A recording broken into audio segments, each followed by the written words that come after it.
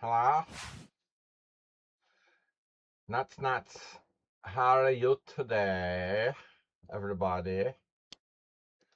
We've got some really good games for you. Not really, just a few. Okay. Alright, guys, what's up?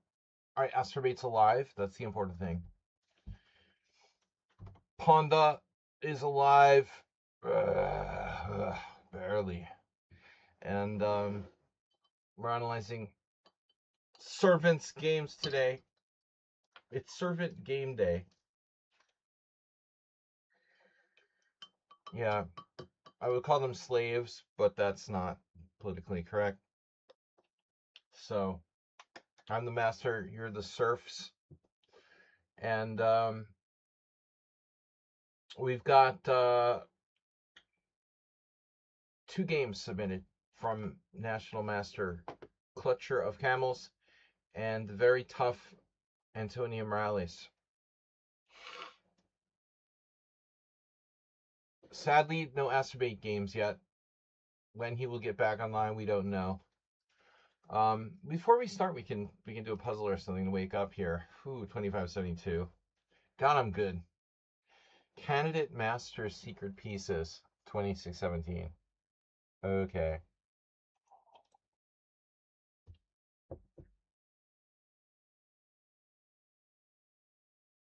White. Find the best move for white. Let's see. Mate in 1, 2, 3. Mate in 1, 2. But I'm in check. Alright, we're in check. That sucks. Alright. Yep. And that raises the question where the king should go. To G2 or H2. Why would it matter? Yeah, it matters. Rook G1. So it has to be king H2.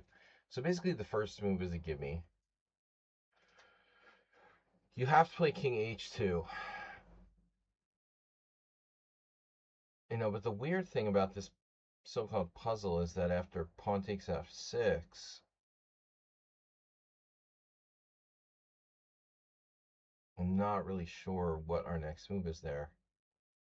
I guess just bishop takes E3. Yeah, simple.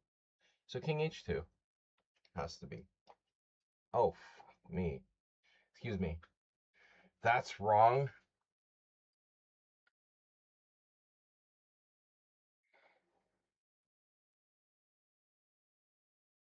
Wow. Not my day today. King H2 is wrong. So king G2, rook G1 check. King H2. Dropping the bishop on G5.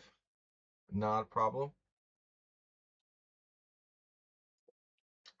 I mean, I'm not understanding that one.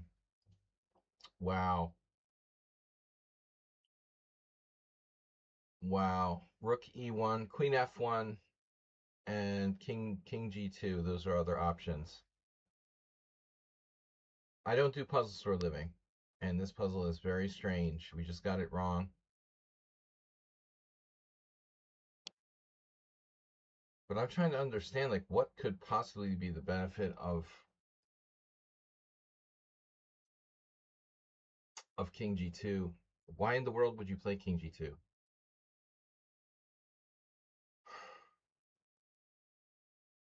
What the heck? King G2, Rook G1 check, King H2 only move. Because if you play King H2, what's the problem? Bishop F4. Now I understand. Oh my god, so it's mate on G1. Wow. Now I understand. King H2, Bishop F4 check, opening up Queen G1 mate. Best not to do puzzles while we're not awake yet. So you actually have to do King G2. Allow this. And then win anyway. And that's the weird part of the puzzle, isn't it? That we're still winning here. Because of the beautiful Queen E6. Oh my god. So Bishop H7. These are tricky. That was a tricky one. All right. We lost. Nice puzzle. Gotta be awake for the puzzles. And nobody's here. So, all right, download in progress. Not happening. What's up, guys? Talk to me. Talk to me. We've got game analysis on the way. Serbs. Nobody's online. That's fine. That's fine. 20 minutes. Should have started streaming 20 minutes ago. I'm 20 minutes late. Wow. Am I live? We're live. Just don't have anybody. Nobody's here yet. Very hot here, Budapest. So, oops, there goes my trophy. Whoops. Okay. So, all right, whatever. What are we gonna do? Try another puzzle.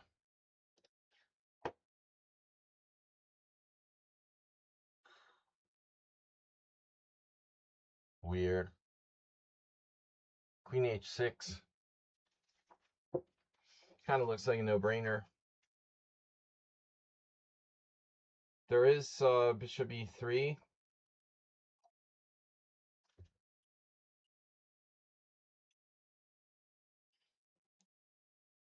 I would say there's also takes on d5 in multiple ways. So it's kind of scary. Queen h6. One can play bishop takes d5 check or queen takes d5 check. Queen takes d5 check, probably not so good. I'm guessing queen h6.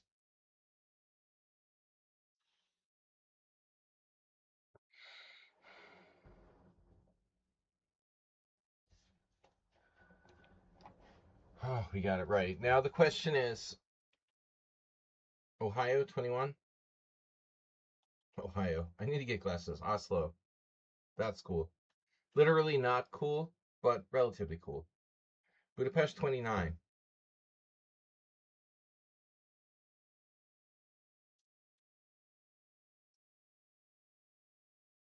Twitchy mobile tour. You're not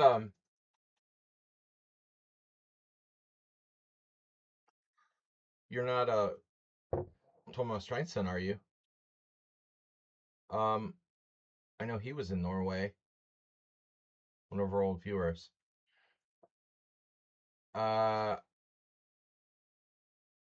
21 is not too bad. I think it's like gonna be like 30 in the UK this week, or whatever. But Eastern Europe's totally different. I had the air conditioner on, but I can't leave it on when I'm working because it's like right next to me, and I'll freeze myself. It's a rough life. Okay, rook takes e3, followed by queen h4. Queen h4 immediately. The problem with that move is bishop g5. That's as far as I analyzed. Honestly, rook e3, queen e3, queen h4, and black is winning, according to my primordial analysis. I'm in your opponent team. Okay. That's good. That's good. If you guys are in the opponent team, that's a good start. ScoreBA has followed. I'm just getting started. Normally we do analysis of subscriber games on Thursday nights, but if we don't have any subscribers, we can't have any analysis games. I do have 2 games in the hopper, but neither of those players is here at the moment. So that's all I've got for today. 2 games so far to analyze, and I'm not sure those players are necessarily going to be here for the analysis. So one of them is in Sicily, the other one is in Colorado, a little bit. So I think rook takes e3, and now queen h4. Now, hopefully I didn't get this puzzle wrong. Yeah, maybe. I mean, well, we do have to consider just taking queen takes queen. There's one variation that concerns me, in particular there. If queen takes queen, pawn takes queen, bishop takes g3, bishop takes d5 check, king h8, and then rook g1, skewering my bishops to each other. There's also bishop takes b7. I mean, I think I have to keep the queen on the board. Queen h4 is correct, king h8, and we got it right. So we got 1 out of 2, ain't bad. Not bad for somebody who was like falling asleep. I gained 30 points in that puzzle. Wow, that was a big puzzle. That must have been considered a very hard puzzle. Anyway, I am a little bit sleepy because I keep very strange hours, and I did not drink my coffee because I was saving it for the stream. So I just started drinking my coffee 5 minutes ago, and I was taking a little nap before the stream. I'll feel better once the smoke clears. But I'm not awake yet. That's why I got the first puzzle wrong. All right, you're up on the team. You're from Oslo. We got it. I got 2 games here. Two analysis games, but we usually have more. So let's see. Study. My studies. If you guys seen that blog where somebody says analyzing random players' games, that's the dumbest thing I've ever heard of. All right. What do you guys want to start with? The epic Sladgy Camel Culture game from yesterday, from our tournament yesterday. Oh my god.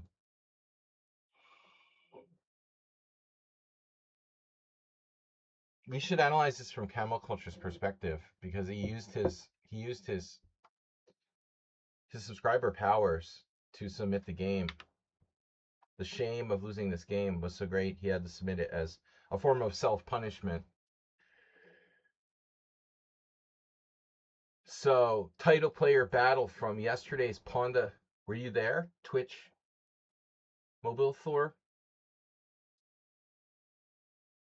Is it true that skull means skull in Viking? Knight f3, d5, and I played g3. Opponent plays the very solid c6. Now bishop g2, and now bishop g4. And this move is a good move because it gives black quite a bit of flexibility. A lot of people just play the routine knight f6 here.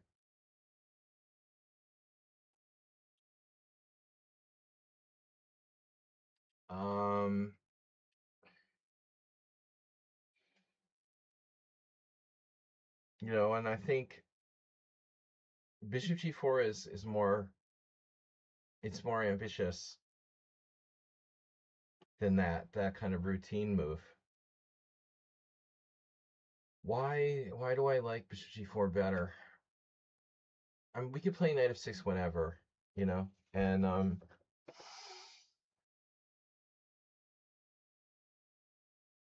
there are some important variations based on c4 white can play. So I did play this type of line for a while. But it always leads to these lines where, or it often leads to lines where white ends up playing like queen b3 and black plays queen b6. It's very dry. I don't like those lines where both sides are like offering a queen trade. I mean, it's pretty boring, to be honest. So other than that, I mean, white's only good option is to play like a real King's India, which is what I always did. I mean, when I'm black, this is a Tory attack with colors reversed. And when I'm black, I play the King's Indian. I used to play the King's Indian all the time, and I play it only rarely now. But I know what I'm doing. And white here could castle. But the thing is, with this early bishop g4, and again, one of the advantages of not committing to knight f6, black has a lot of flexibility in different setups. If I play h3 too early, it can be kind of a loss of time. I think h3 is fine. Having said that, if black trades, this is like what happens in the game a little bit later. I'm not really worried about that. But more importantly, what is white's setup here? So I played d3. One can also play d4. But d4 is not really my style. I mean, I like to keep the pawn, fluid, pawn structure fluid. So d3. It's interesting. Castles is white's #1 move here because I think it's kind of routine.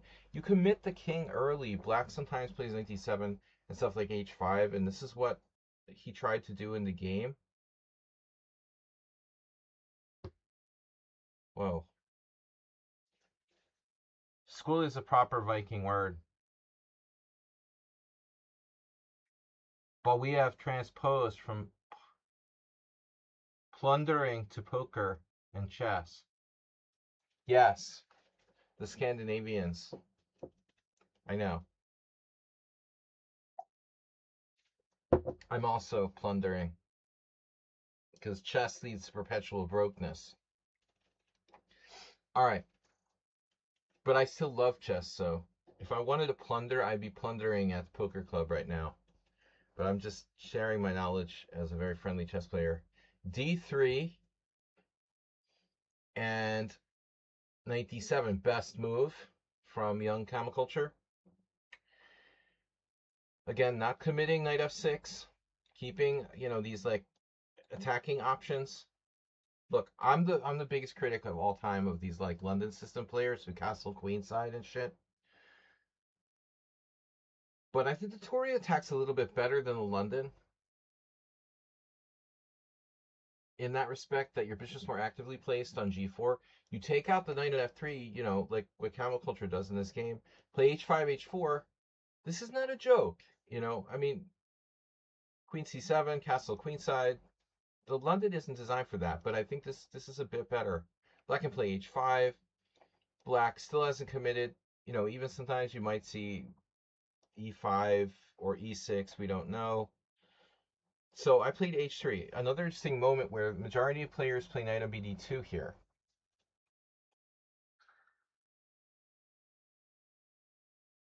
Well, the majority of games in openings are knight on bd2. I mean, there's nothing wrong with knight on bd2. I just don't really understand why it needs to be played now. No, it's a reverse Tory attack, King's Indian. So I prefer h3. And this is a very important moment. I think, I mentioned Tarjan Kramnik, where Kramnik lost a similar game with white at the Isle of Man a few years ago when he was trying to press for a win against an older, weaker opponent. Kramnik played stuff like this with white. I like to play this way. I'm not committed to castling kingside, but I don't know. I think that black should play bishop h5. I can be wrong. My experience in the Tory attack is that playing against the Tory attack, white should not fear this, let's say, g4, knight h4 thing. So, personally, I think that Camel Culture should play bishop h5. And if white wants to do something like this, that's fine. If g4, bishop g6, knight h4, fine. But white creates dark square weaknesses to some degree, playing g4. I'm not sure that that's necessarily good. And my experience has always been that it's not necessarily the best way to go. So I think that black should definitely play bishop h5 here.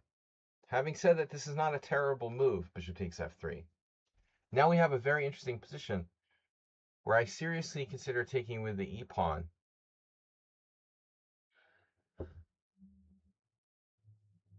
If I take with the e-pawn, we would transpose to effectively like a kind of reverse Trompowsky, where black plays g6 against Trompowsky, takes f4, knight d2, knight f3. It's very standard. It's a perfectly good way for white to play. Let's see who did that. 3 players played e takes f. Sure, Tunic, okay, Grandmaster. Slovakian IM, Petran Peter, and another random female player I don't know, Elishka Richtova. Okay. But bishop takes f is the better, more flexible way to play. Now, Camel Culture plays e5. Notice how bad black's score is with e5. Bro, look at that. 11 games and white won almost every single game.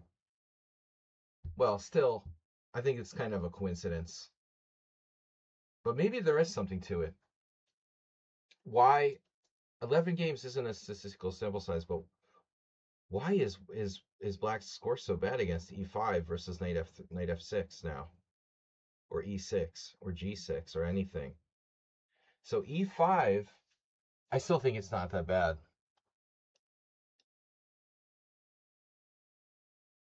It doesn't address the white squares. So the white squares are like a problem for black in the long run.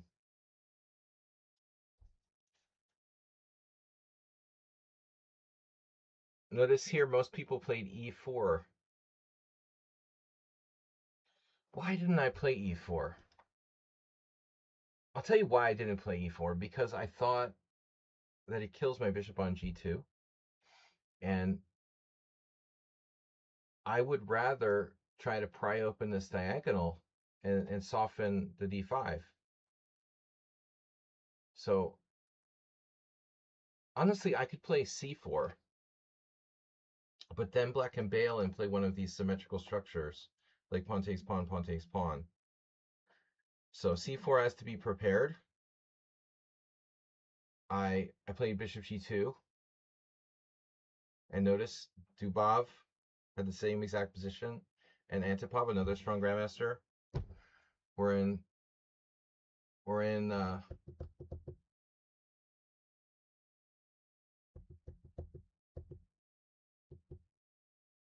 one of their opponents played h5 here. I mean, I made fun of Camel Culture, but I mean, this is ridiculous. h5. I don't think that h5 should ever be played unless white castles, to be honest.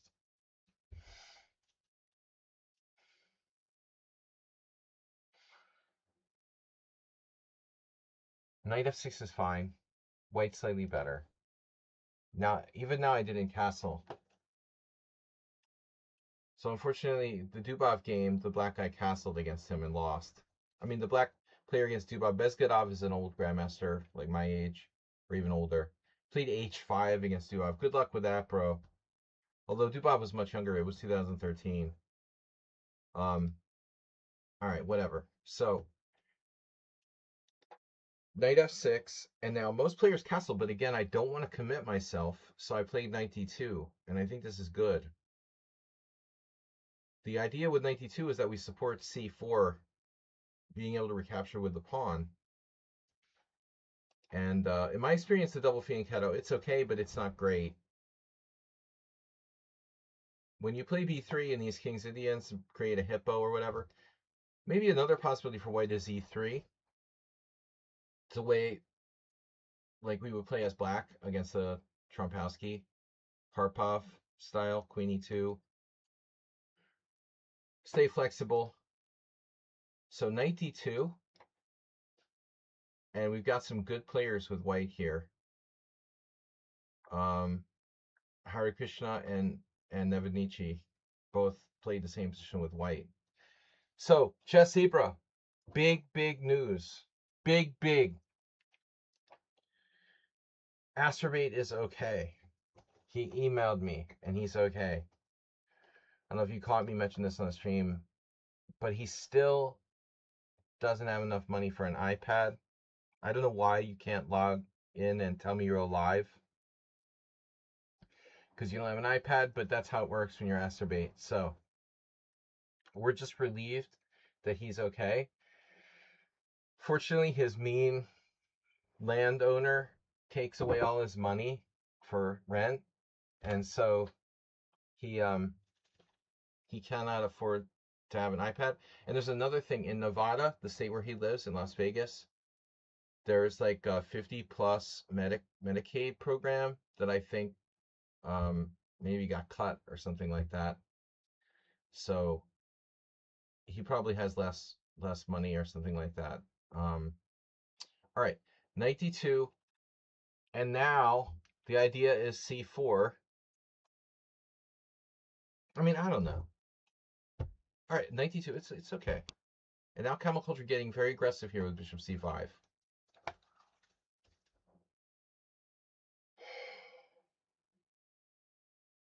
The number one move. It was played by Anarkiev. 2 good games here. 3 good games. Anarkiev. Black against Hare Krishna. Lisi against Demidog. What was the name of the thing from Stranger Things? A Demidog, right?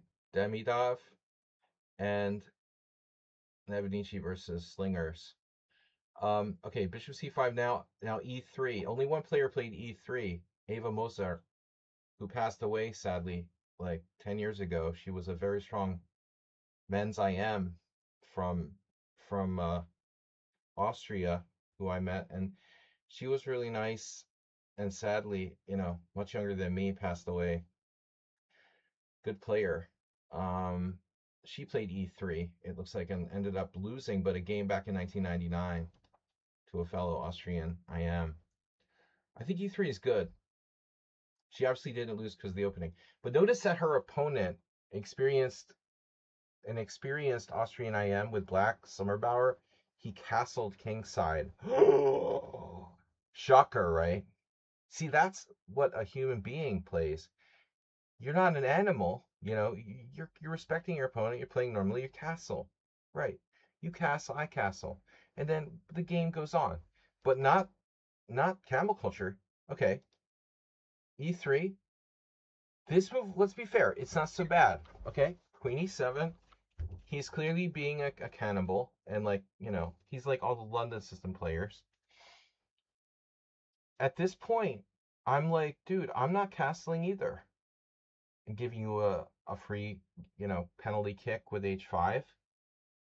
Why did Black give white? Oh my god, chess zebra. Wow. Are you serious? But you don't know? Wow. Do you guys see this question? Damn, you're gonna learn something today. Bro. You answer me the question.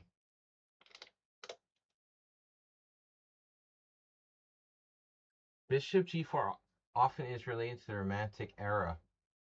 R.G. Wade. I went over to his house to check out his library once. I bet you didn't know that. R.G. Wade had like the second largest chess library in Europe, I was told. Back in 1993, I believe it was 93, I got to check it out. Charing Cross in London.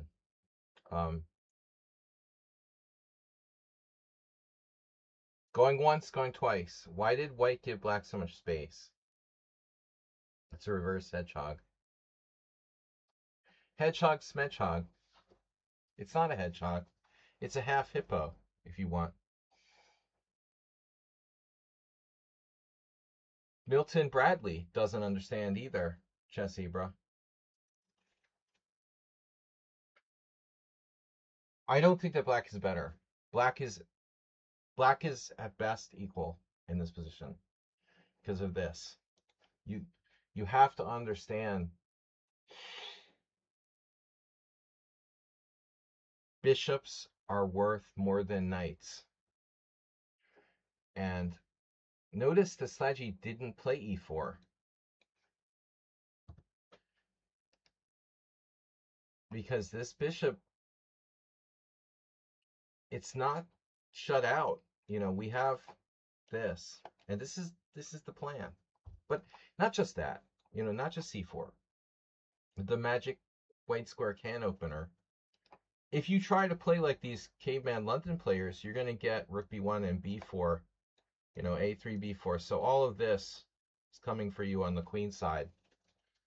That's my normal strategy if I'm white and I'm playing these London guys who don't know how to play chess and they try to castle queenside into London. So if Camel Culture, well, I mean, you'll see what I did here.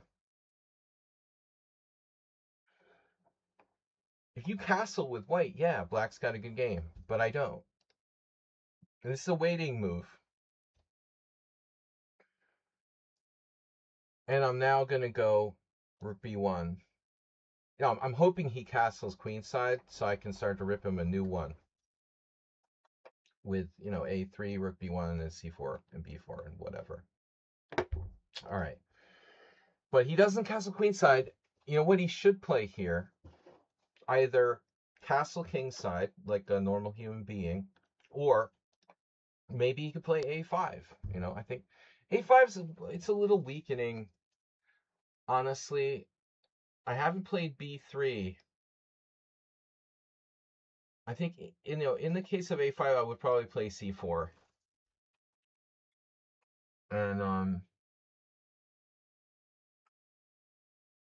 maybe black can take and do like bishop check.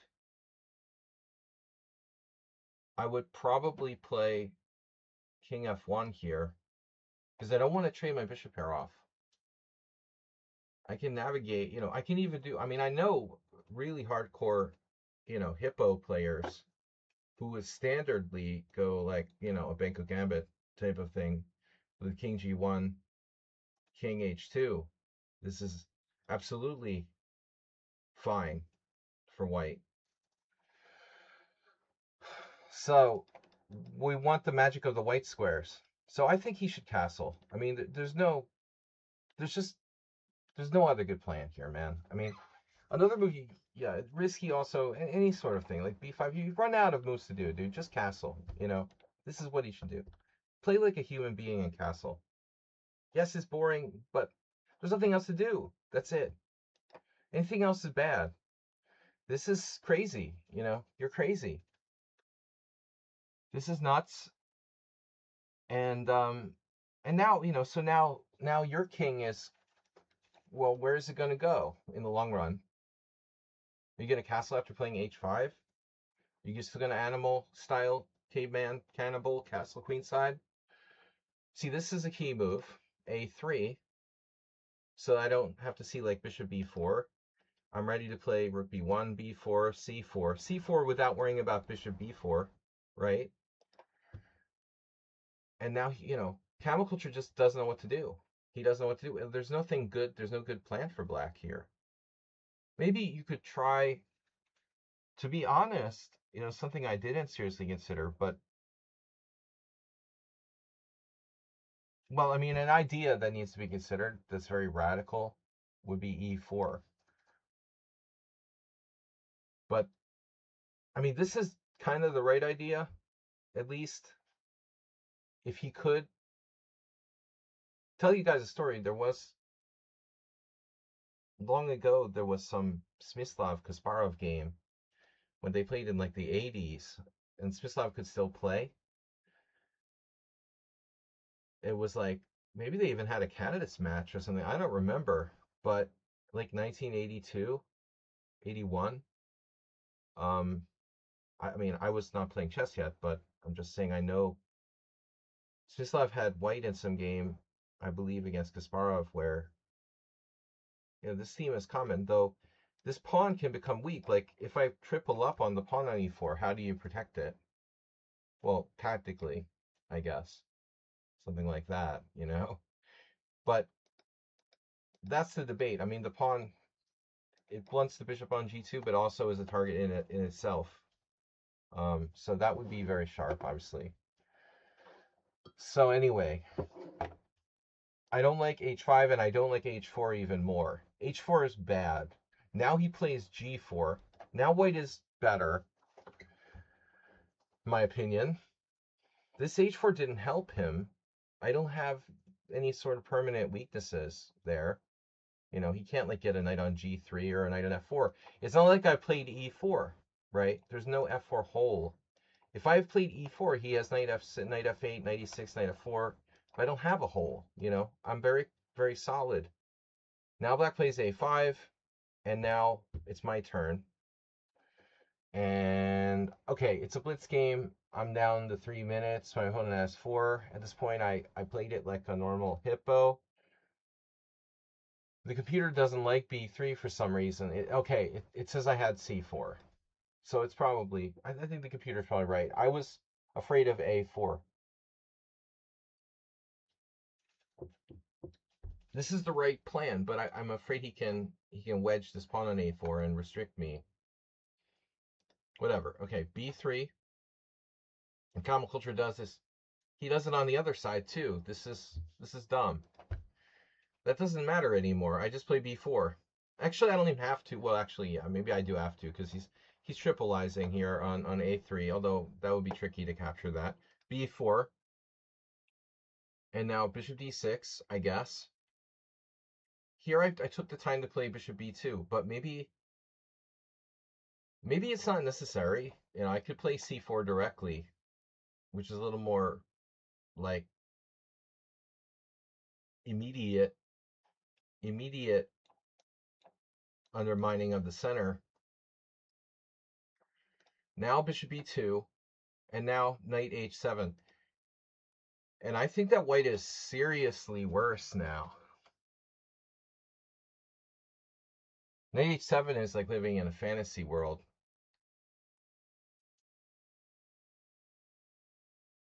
And now this.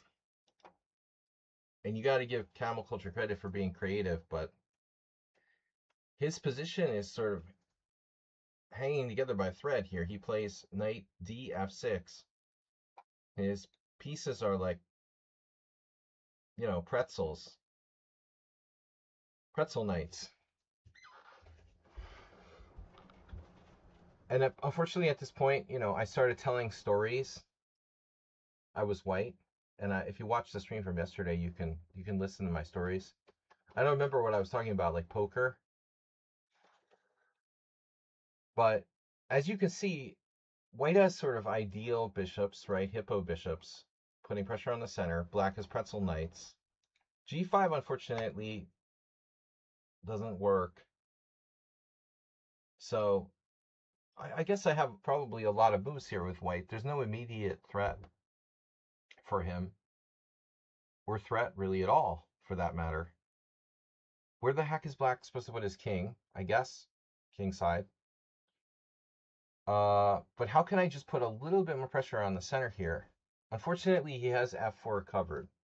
Because, I mean, f4 would be the next step in the central, you know, destruction of black's position. I mean, I guess a really creative thinker here might even go like rook f1 or something. Okay, I castled. It's fine. It's got to be fine to castle. But I might have another move, like rook c1. Maybe I have a more patient move. Castles, I'm not afraid of this. Knight g5. Notice the magic of the white squares. Again, he's not threatening anything. You know, what is he going to do with his rook on h8 through the pawn? Like a nuclear, you know, energy or something? He only has one knight attacking a light square there, a knight attacking a light square there, a knight attacking a light square there. That's it. That's all of his white square pressure. And so now I exchange pawns on d5. These squares are really important, so he takes back with the pawn. And at this point, I could make a routine move like rook c1, open file. But I'm down to 22 seconds and my opponent has 2.5 minutes because I was telling stories. But ultimately, I think my next move is fine. I played rook a e1.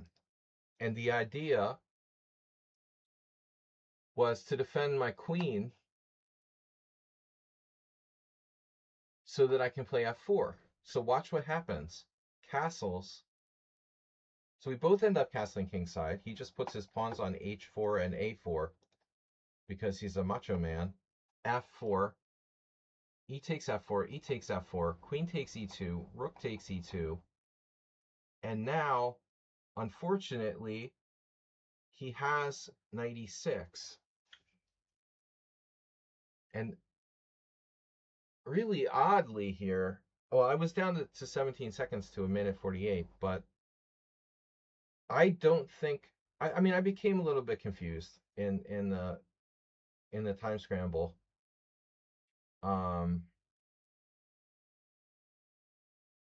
It's obvious that I can play bishop takes knight and undermine d5. I think that I actually calculated knight takes f4, but that probably doesn't work because of rook takes f4, bishop takes f4. Yeah. No, it actually should work. Knight takes f4. Rook f4, bishop f4, yeah. White's probably better here, but it's okay. It's not that clear. But let's just say, okay, I was concerned about knight takes f4, but did I have to be?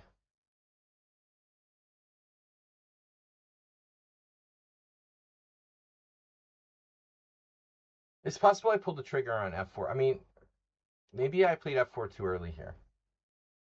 I'll show you another move that looks kind of interesting. I don't have all day, though. I mean, queen d1.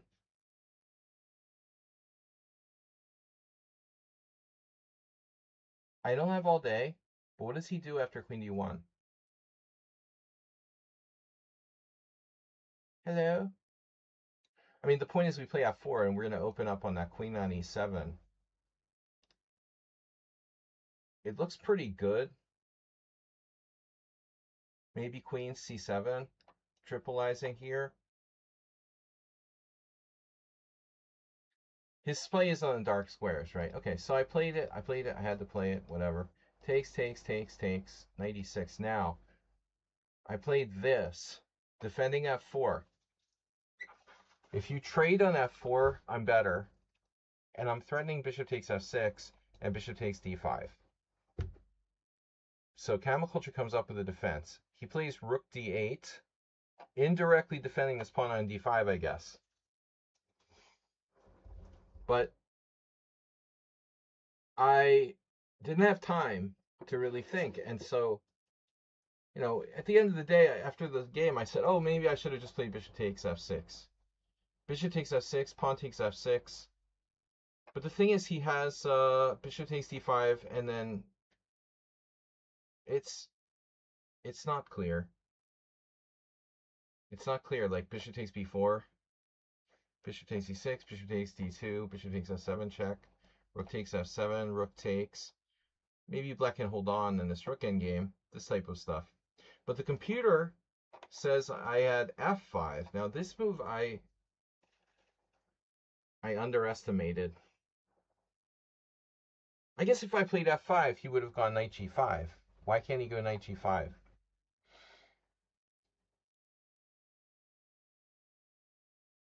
But I think that white is a lot better. You know, I have man-eating bishops on the long diagonals. That's why he had a space advantage. I mean, what's the valuation here? Plus, wow, it's only a third of a pawn for white. And bishop takes f6 is not good, apparently. Bishop f6, pawn f6, bishop takes d5, and actually bishop takes f4. Wow. Bishop takes e6, bishop takes d2, another draw. But anyway, okay, so bishop takes f6 is just a draw. Rook a d8. But in time pressure, very sadly here, I blundered. I don't know what I was thinking. I don't know what I was thinking. I really know what I was thinking. I just totally like spaced and absolutely blundered now with this stupid move g5. I guess I know what it was. I thought I had knight h5 f5 and I didn't remember he had knight h5. It was something very stupid, like I just forgot he could do this or something like that. g5 is just a ridiculous move in the situation and time pressure. I could have gone here, which is what I did a little bit later. Anything else? This is a terrible blunder. Now black's better, and the whole thing is spiraled out of control. He has a minute and a half to my 10 seconds with a 3-second increment. A move I didn't consider. Well, this is a huge threat. I didn't consider g6, I guess because I figured it was too slow, and it probably is. So we did this. He took, I took, and now he grabbed the pawn because that's what people do. They grab material. He had a better move, apparently. Knight g3 first. More accurate. Then you can grab the pawn. Well, I don't know. Rook e1. g6. This is a weird position. But black's space is an advantage now. Instead, he took, and I had this move rook f5, forcing him to play f6. And at least now I damaged his pawn structure.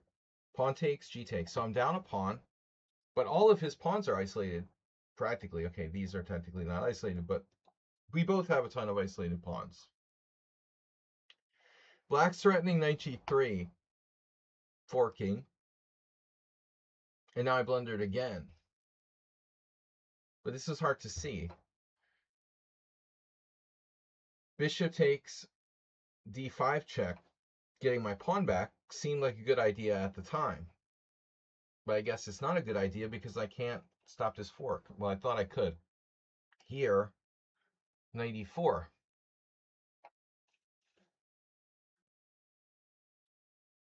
There's a problem. A big problem. Yeah, he just has the fork. I mean, he misses it. And he gets excited because I'm in time pressure. He goes here right away. Terrible blunder. All he had to do was take first and then win the exchange with knight g3. But maybe there was something what we missed. I guess we saw it, but we missed knight takes e4, rook takes h5, and then he still has this. He has a stupid fork no matter what, you know. So a lot of blunders and time pressure. Anyway, the funny thing is, like, he blunders, I play knight takes g3, and now I'm fine. King g2. This is the moral of the story, Chess Zebra.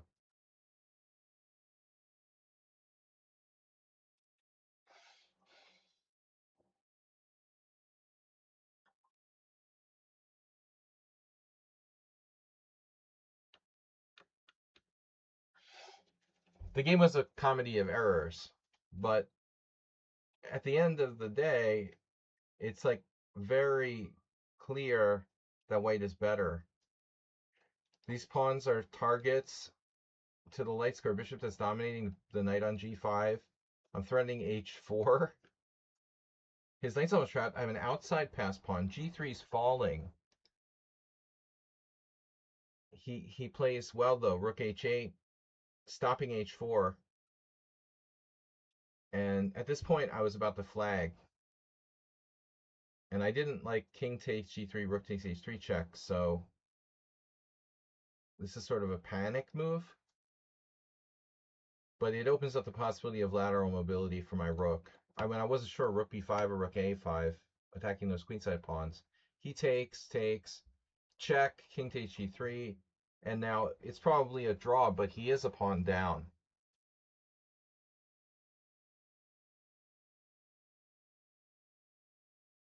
The best move was rook d3 check, rook f3, rook f3, rook f3. He's got to hold the rook endgame a pawn down. This is not easy, but the pawn on a4 is very useful. Check, here, takes, and now you force my rook back to a passive position. It gives you a chance to go active with your rook. Okay, the computer likes this move. I don't know about that. I don't love it. I would think like rook c8 or something here.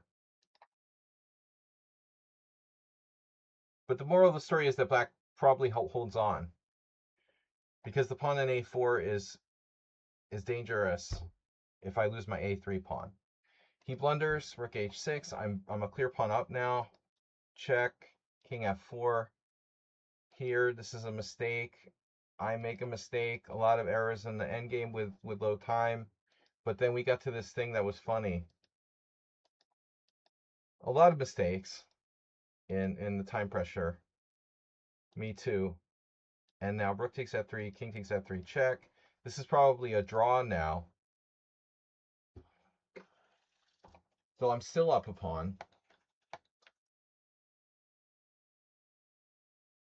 But his outside pawn is a major distractor. Here, here, here. A good move, saving his f pawn.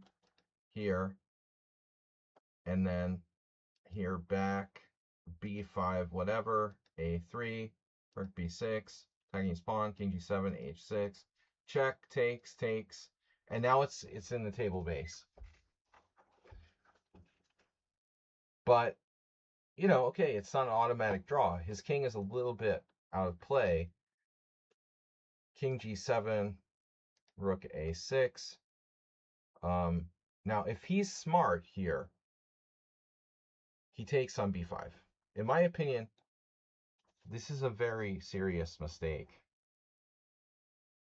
It's increment, but, you know, don't be trying to win here. If you've got a clear draw on the board, rook takes b5, rook takes a3, king f6, dead draw. The rook is in a perfect position. His rook is in a perfect position. After takes, it guards the line here. This is a textbook draw. Any idiot can draw this position. But he doesn't trade pawns. After rook a6, he goes king f7. I'm like, what are you doing? King f5. Now he takes, but it's different. See? Here. Now he doesn't have the standard like draw set up. He goes back, defends his pawn. I check. King f8. So I'm playing for a win, you know, pawn versus pawn. But here at least I have a chance to win. King f6, check. King in front. And then rook h3, which is okay. Rook check. See, but this is an awkward position. He could go wrong, theoretically. King e7, rook e3, e6, king g6, rook a5, cutting him off, rook d3. Yes, it's a draw. King e8, king f6, e7, rook e3, rook a6 check, king g7. And now, I'm just playing on, hoping he makes a mistake. Rook a4.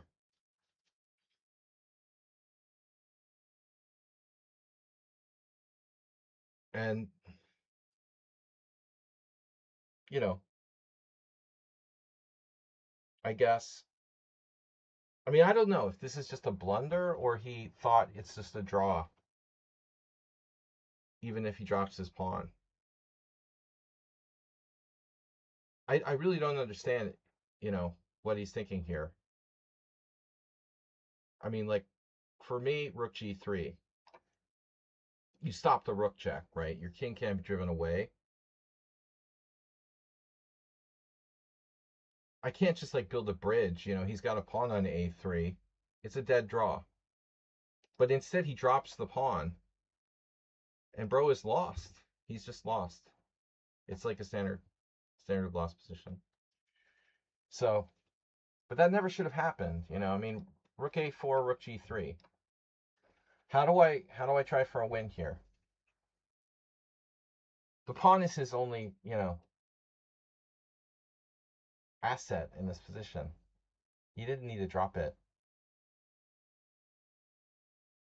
So what do?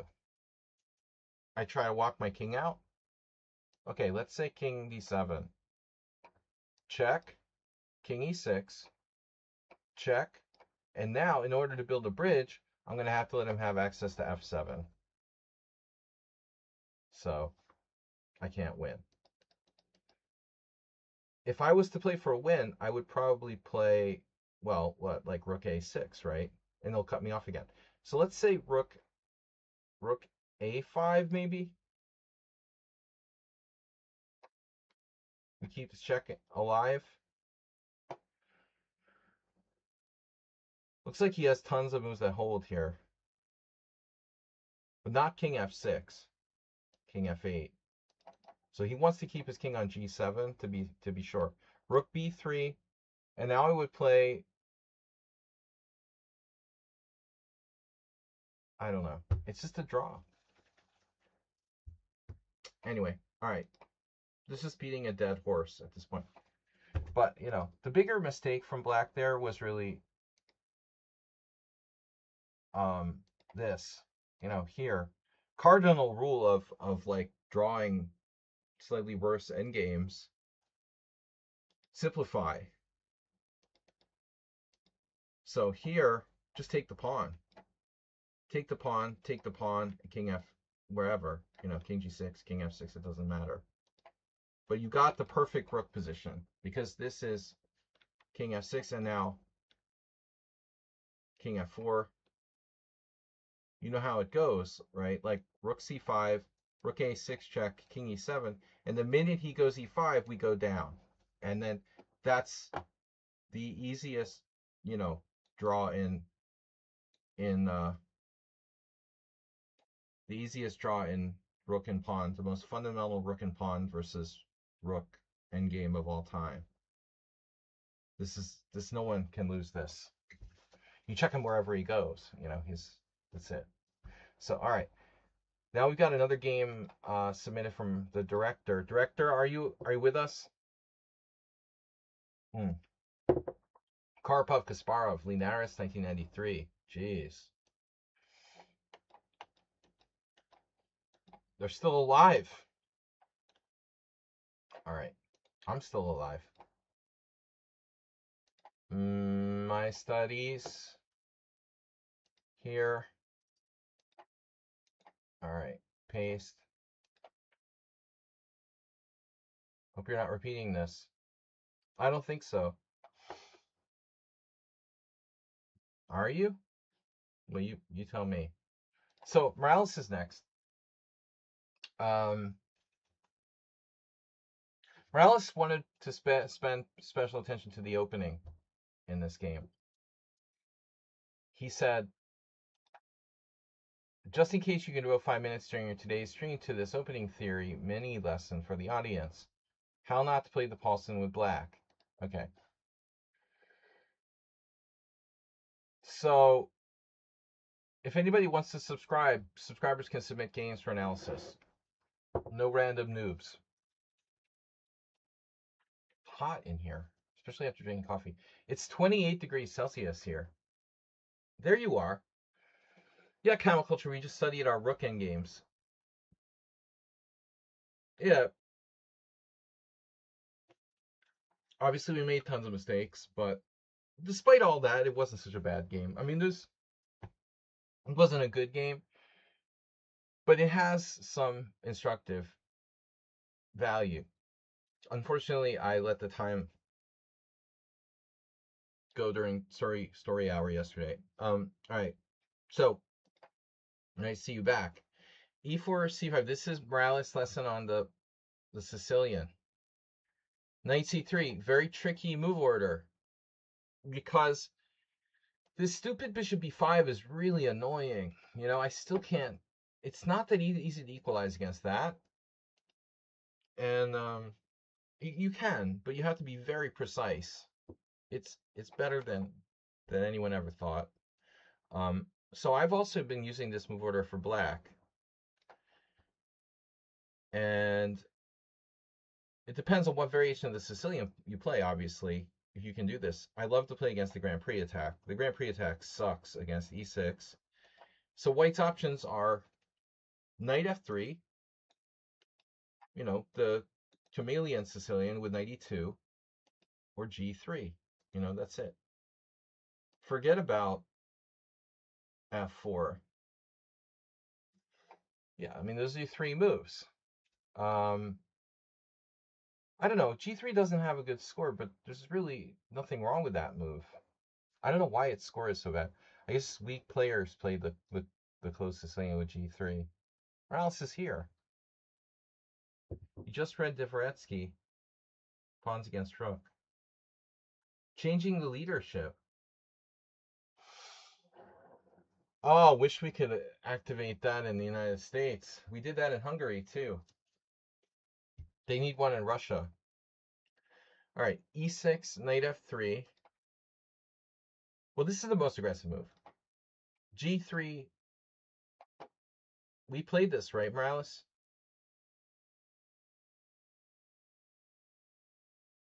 G3, D5 is an interesting line. I don't understand why black has like such a good score here, because that's retarded.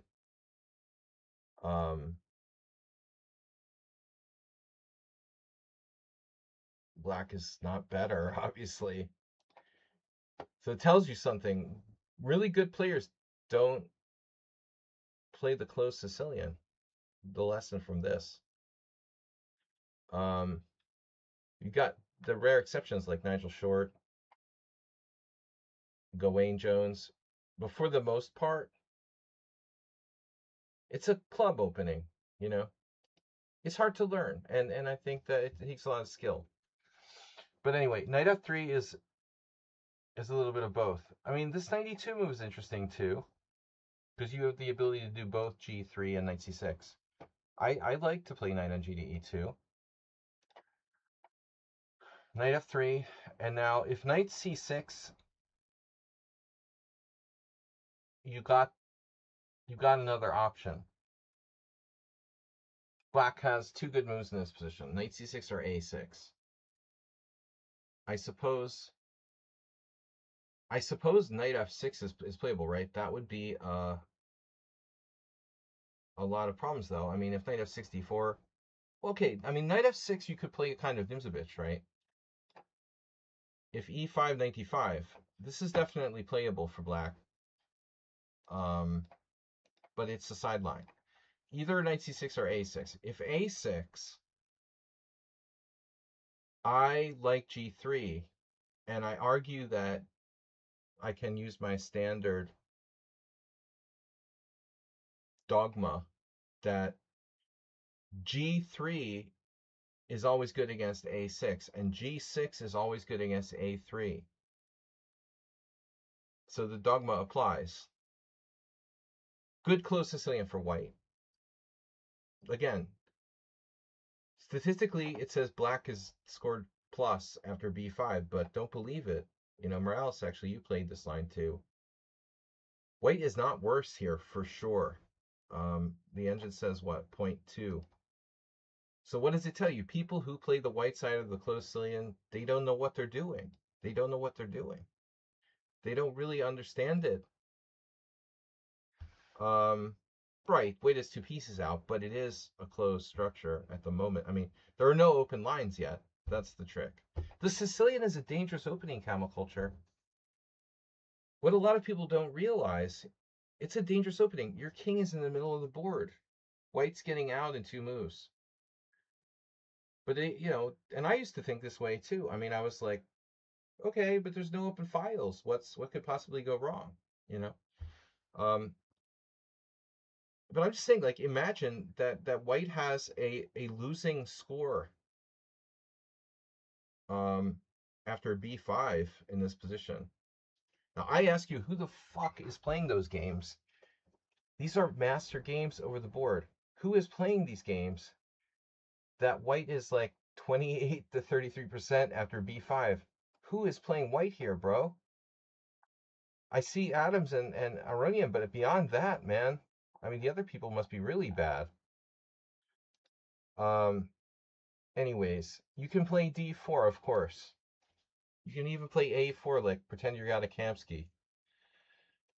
I'm sure a4 is a move. All right, whatever. So, but anyway, I think knight c6 is fundamentally, you know, probably the best. And obviously d4 is a transposition to open Sicilian. And g3, it's playable. It's not quite as good as like say against a6, but of course it's playable.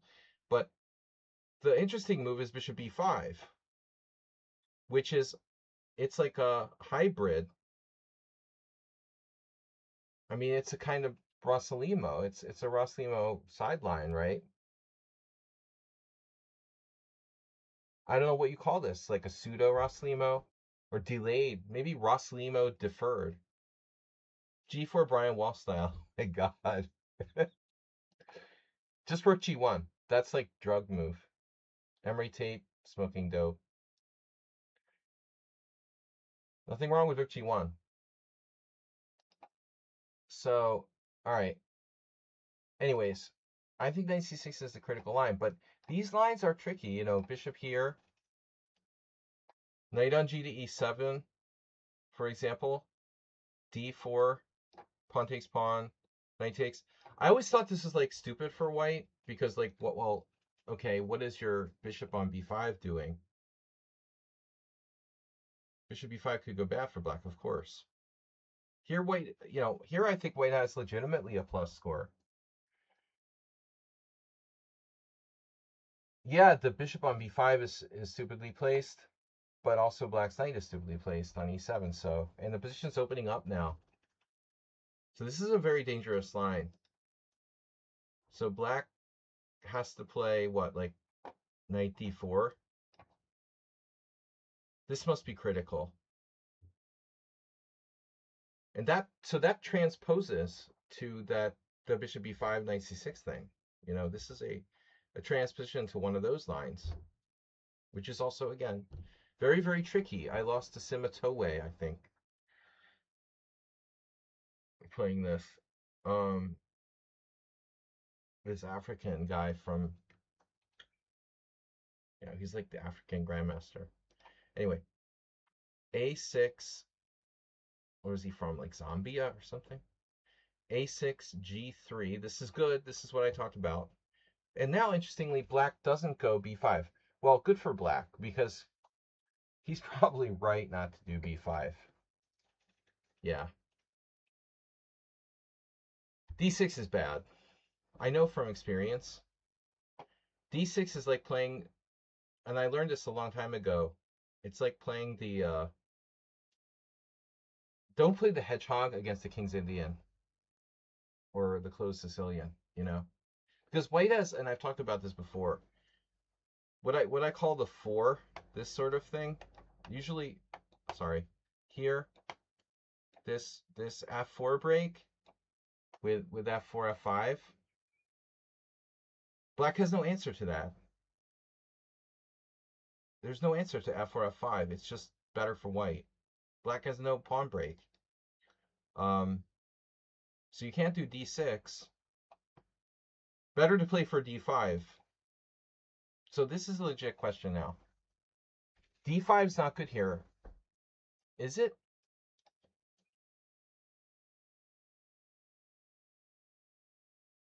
Maybe this is an important question. Gawain Jones.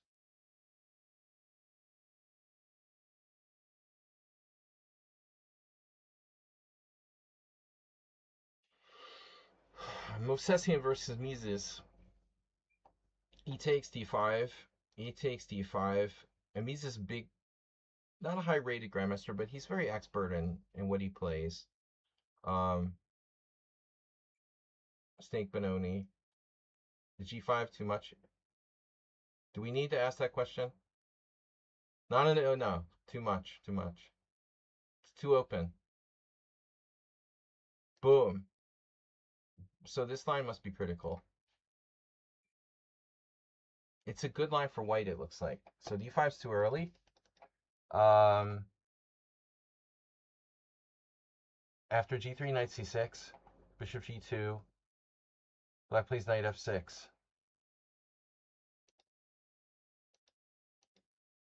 So g3, knight c6, bishop g2.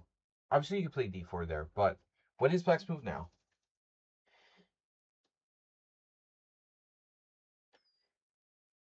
I'm surprised more people didn't play d5. Only 4 games where black attempted d5 here. The engine actually thinks queen b6 is the best move. That didn't hit the frickin' board, man. Okay, if I kick up the depth, it'll go away. Queen c7 is a normal move. Queen b6 is still up there. I did that against this guy.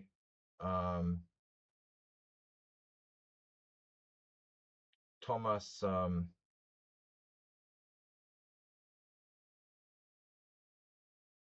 He's an FM. I had a game where I was white. It was like a reversed version of this, and in English where I did this. It's a weird idea. I also saw.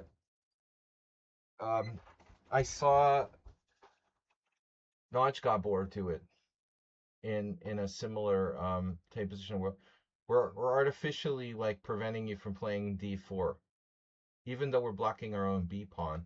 We didn't really plan on playing b5 anyway. That's an interesting idea. This move needs to be investigated. Maybe this is a cool way to play for black. Kind of tricky. Although I would imagine you can just do like a normal closed Sicilian. You know, you still have your standard thing. I mean, maybe there's some question whether black could somehow play like g6 and bishop g7. But, you know, probably has to play d6 first. Castles. Now, can he get away with like g6, let's say? There's some interesting stuff here. You know, queen b6 is, it looks a little artificial. So there's no way for black to fully equalize. Black play knight f6, but that allows what? Okay, knight f6 is good.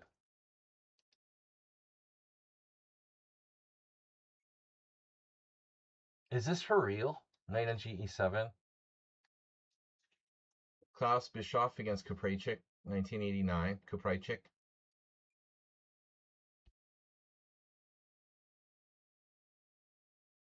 Bischoff is an excellent. He's an excellent English Sicilian player. Okay, this was in 1989, but he's already a GM.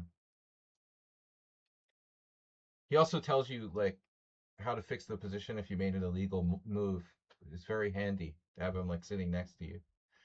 You hear this little voice coming from the next table telling you like put the pawn back on a7, stuff like that. Knight on g to e7, preparing g6, but maybe d5.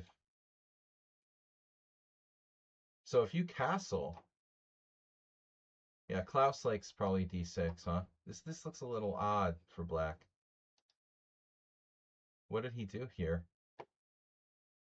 Against Kapraychik, he lost. g6, he tried g6. No, that's too weak. d6. Nope. What could he have done? Queen c7? No, yeah. There's another game where Bischoff played Queen c7 against Siric, 1992. What the hell did he play? Didn't play knight g6, did he? Oh my god. He did this twice. Wow. He did this twice. Oh my god, that's perverse. And inviting White to play h4. No way. I am not playing this against Kapraychik in his prime. That's crazy. All right, anyway. Offbeat ideas. But knight f6 is pretty good. Now you play d4. But having said that, okay, you don't have to play d4, right? You could castle. Rallies.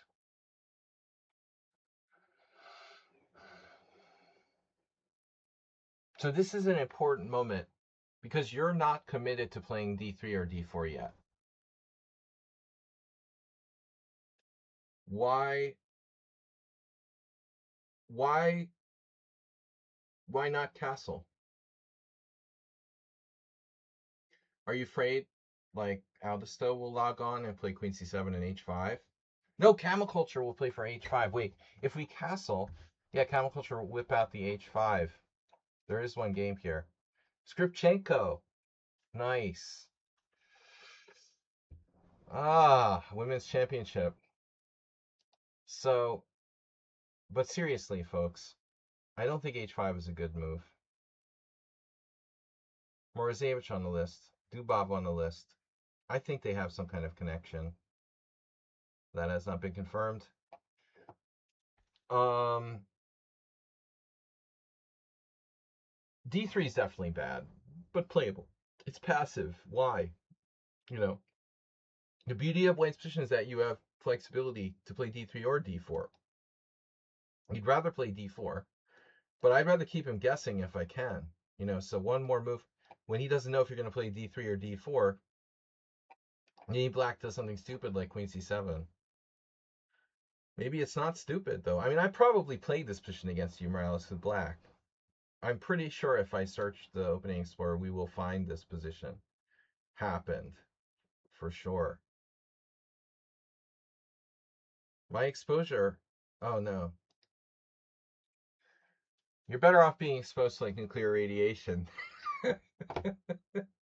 No, I mean, B4 wing gambits can always be played. I mean, this isn't a stupid idea because Black's king is in the center. I mean, B4, the idea of playing B4, you know, knocking out that pawn on C5 isn't silly. It isn't trivial. I'm surprised no one played A3 here, honestly. But I mean, this looks good. Morales has played like this before, so I think I like castles. And like the question is, what's Black's best move?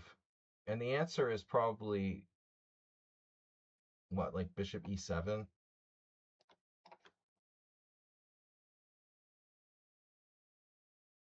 Can you keep feinting closed Sicilians?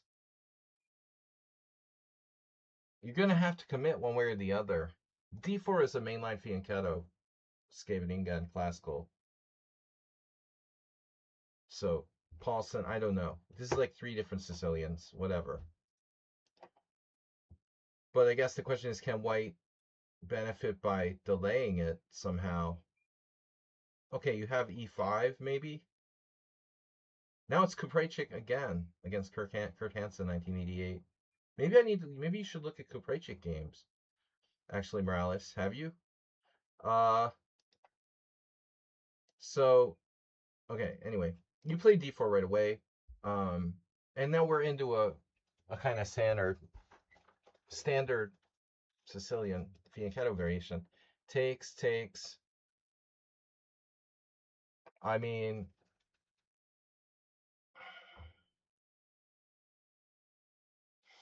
so the standard, what, Paulsen reaction is takes and Queen C7? Or Queen C7 right away. If Black tries to play the Scheveningen now, you don't have this trick, like takes E5. Maybe it's not that great because Black can play this. Half of me like wonders what would happen if you sack the exchange here for Black. Wow. 2 players, no one had the cojones to do this. But it looks pretty obvious to me that this is an extremely dangerous position if you grab that exchange. I would be like very scared.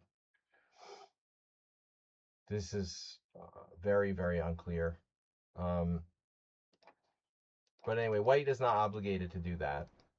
So you probably wouldn't. Morales wouldn't do that. Queen C7, slower, standard. So now we got a Paulsen fianchetto variation, castles, and now Bishop E7.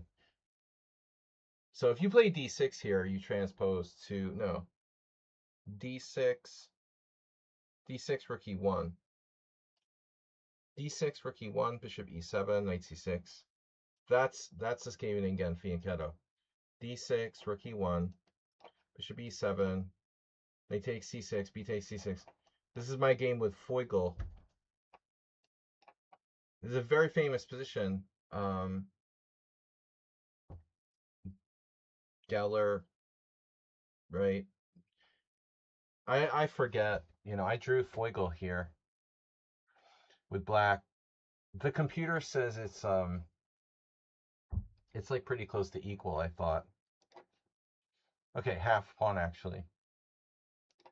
It's better than I thought for white. I've played this for white too. So he goes bishop e7 right away. That's fine. Rook e1. So d6 transposes. That's what happens. So this happened in the game. He played this line. Okay. So d6 is a mistake. Thomas Breinson had some games with me. T Streets. How do you draw that? Yeah, it wasn't that bad. It's not that bad. It's like half a pawn. I was pretty scared, but Foigle couldn't really generate anything. I was happy with the draw, though. This was like 95. I don't know. Igor is very strong. He just put pressure on me for like 35 moves, and somehow it was... We traded some pieces, and it was a drawish. It's a famous position. I can't remember where it first appeared. Geller? Probably it's Geller. But anyway, this position, yeah. So takes, e5. There's an interesting move there. Knight a4, apparently.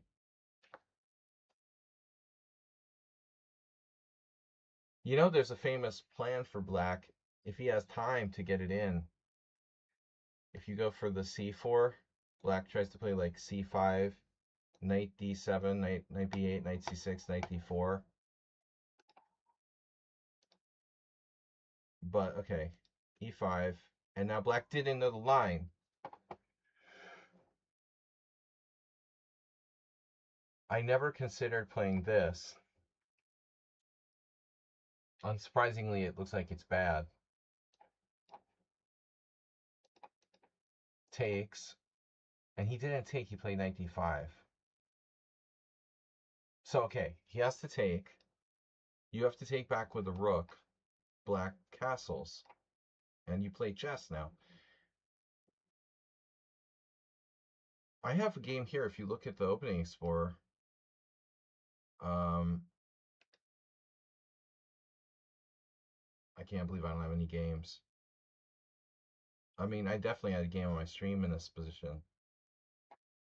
Indexing 307 other players first. Are you serious? I had 3 games with white.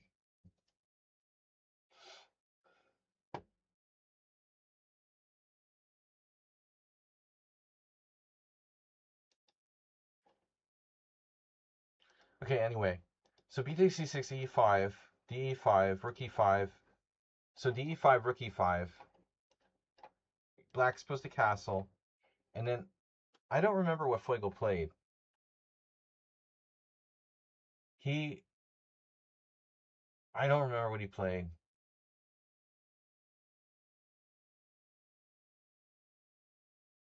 It was too long ago. It was 30 years ago that I played this game. It was a draw. White's a little bit better, but it's not that bad. You know, these pawns are famous, actually, guys. Well, we got Chesteslav watch streak reached. These are famous pawns, especially in the Caro-Kann. They're like, do you know what these pawns are?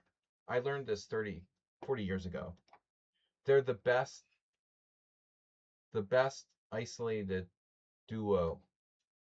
Like, if you're going to have isolated pawns, the isolated A and C pawns are like the least bad of isolated pawns. Very typically, Caro-Kann structure. If black can play like c5 later, maybe trade the bishop off with bishop b7. They're not that easy to attack. It would be better for black if this one was back, you know, probably better if the A pawn is back on a7. That's more common Caro-Kann situation, like a7, c6, or a7, c5. But it's kind of useful that the pawn controls b5. On the other hand, the pawn on a6 is easier to attack than a pawn on a7.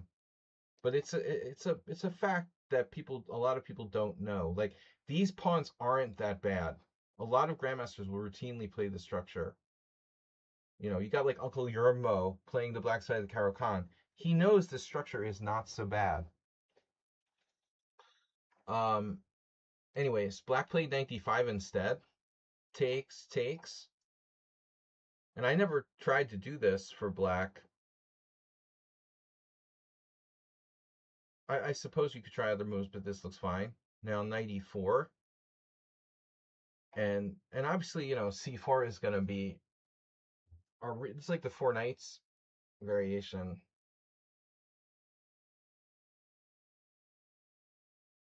He just plays the routine move now. I mean, I would consider queen b8.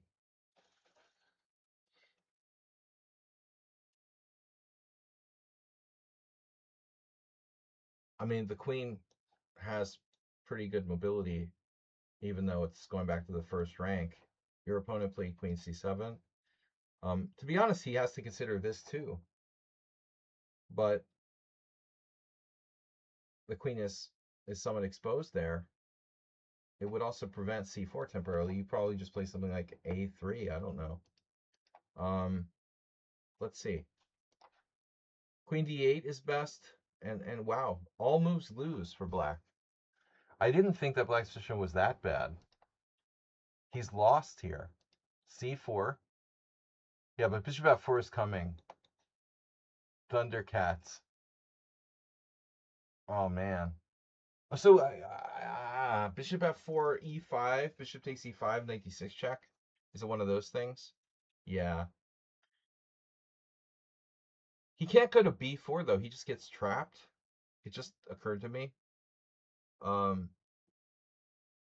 Maybe, I mean, whatever he does is bad. But this is funny, though. Bishop f4 and then e5. He thinks he has e5. And the funny part is, well, I mean, maybe it loses both ways. Bishop takes e5, queen e5. Like, even this might win for you. No, he defends c6 laterally. So you have to go knight d6. And the point is, like, he's pinned there, so he can't capture. Typical Morales. But I've always played these type of lines with black. You know, I think the critical question comes around, you know, move 9, move 8, even move 7.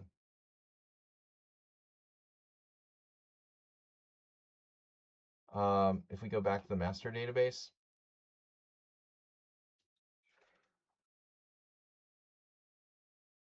bishop b4 has been played here 4 times. It's not right, though. I mean, that's been played against me, too. Black can't afford to give that piece up. But there's something about this position that's confusing me. Okay, knight takes, queen c7, castles. So knight takes d4 is the standard. Knight takes d4 is the standard Paulsen move. Knight takes d4, queen takes d4, bishop c5, and now this is like where it starts. There's bishop f4. I remember Alexander Ivanov playing this in the Aeroflot Open in 2004. Alex loves the Fianchetto stuff. Very Geller style, very Karpov style. But you don't have to go bishop f4. You can just play queen d3. Michael Adams. All right, good game, Morales. So next up, we have Karpov-Kasparov from 1993, Linares. Yeah, that's theory. I had some simul games with Thomas Rainston in that. It's not that easy for white to get an edge, though, you know, in that main line. The engine says white is better. Queen d4, bishop c5. Yeah, that's what I just said. Okay, fried chicken. Would you look at a chess top mom game? You have to cover up the name of the site in the PGN. You have to be a subscriber, first of all. And you have to hide the identity of the playing site where you played it. All right, next. Only subscribers, so subscribe, guys. Get a benefit. Friends with benefits. Friends with benefits here. Chess Zebra is gone.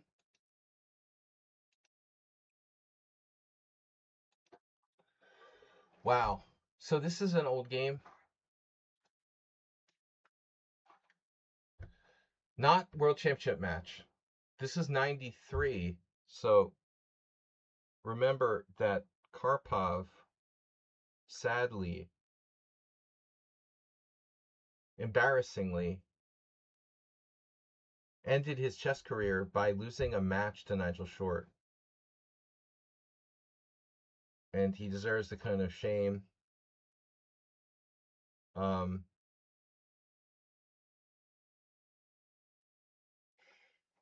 Which was very sad because if silly Nigel Short, you know, hadn't ruined Karpov, then there was a chance there would have been like a match. You could have had like a unification match. It would have been nice to have one more match between Karpov and Kasparov because the 90 match was really close. Karpov could still play in 1990, and I think that like one last match would have been very cool. Kasparov would have won again, but it would have been really close. Like the match in 90 was very close, and there were fantastic games that they played. And Short had to come along and like ruin it. He wasn't even close to Kasparov. Plays a match with Kasparov, that was a joke. Um, he's a chess tourist. History lesson. Yeah. No, but it was heartbreaking, Camel Culture. That was my favorite World Championship matches of all time. Probably my favorite World Championship matches. Like 87? Was it 87 or 87 and 90? And Karpov loses a match to Short playing the fucking Budapest Gambit. It was absurd. But it was all okay. It was all messed up by the Kasparov and the PCA and Campomanes and all this political stuff at the time because they wanted to break away from FIDE, and it's more complicated. But the bottom line is this was played in that time, 93. Kasparov and Karpov, they should have played one more World Championship match. This is the match, kind of like at the time when the match that never happened. But Karpov must have been very depressed, dude. I mean, imagine, how does Karpov feel like losing to Nigel Short? When did that happen? In 92? Wasn't it 92? Then, how does he show his face at the board against Kasparov? All right, d4, knight f6, c4, g6, knight c3, bishop g7, e4, d6. So at the time, Karpov also played a shitload of things against the King's Indian. He played the Samish. He played the Fianchetto variation. He played the white side of the classical. Am I missing anything? Samish, Mar del Plata, classical, Gligorich variation. So that's two kinds of classicals. So you got Gligorich, mainline, Samish, and Fianchetto. That's four. Though I guess he didn't necessarily always play against. Yeah, he played Kings Indian and Fianchettos. He liked to play against the Grunfeld too. You got to deal with four. FIDE's always been corrupt, but all sports organizations are corrupt. FIFA is corrupt, giving Trump. Imagine FIFA giving Trump peace medals and peace trophies and shit like that. The most corrupt sports organizations in the world are like FIFA and FIDE. They rhyme.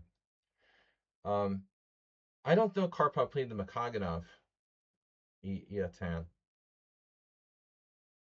Never in a game this level. We're talking about Karpov. He played the Petrosian system, probably. I'm not sure. He might have played the Petrosian system. I don't know. But I don't remember him playing H3 against anyone on the level of this. But Samish was one of his go-tos. He also had some good games with Timan in the Samish. Karpov very strong in the Samish. Castles, Bishop E3, and then C5. This is interesting. C5 was cutting edge at this time, but Kasparov didn't go for it. It was known by now. I was playing it already in 1993, and all the good players were starting to play c5. But Kasparov was kind of a creature of habit. I guess he couldn't bring himself to change. He was happy with what he played, but c5 is the best move. Kasparov played e5 as well as c6 and a6, I think. I don't think Kasparov ever played the Pano with knight c6 or whatever it's called. Um,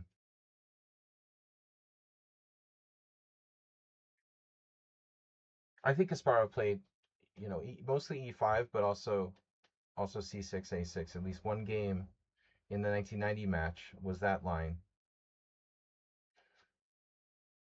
Although you could play a6 first and then c6. I guess that's the proper way to do it. E5. And now Karpov also played d5. And they had famous games in that where Karpov didn't go into the queen sacrifice, the Bronstein queen sacrifice, d5, knight h5, queen d2, queen h4 check. Karpov famously played bishop f2 against Kasparov, and they had a game with like queen e7.